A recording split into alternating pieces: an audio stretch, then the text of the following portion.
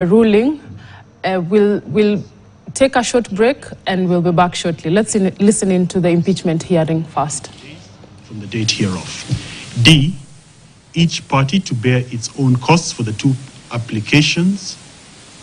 And finally, E, directions on the hearing and determination of the petition within the period set out in C above shall be issued by this court immediately after the delivery of this ruling.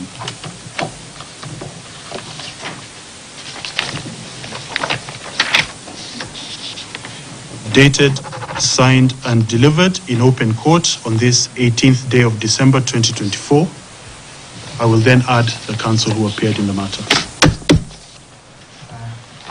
Thank you very much, Your Lordship, for the lengthy but well-documented ruling, which we consider to be out of the box.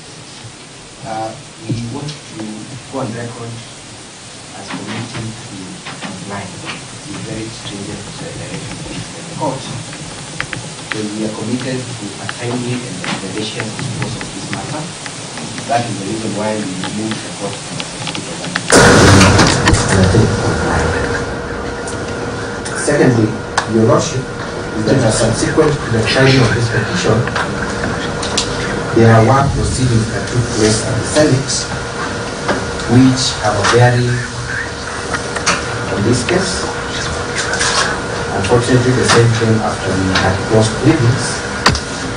We humbly seek leave to put in a further affidavit just to annex certain answers to the courts to highlight certain utterances made by the Senate attached to this matter.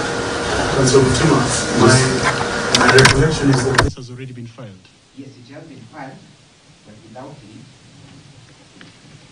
So you can have the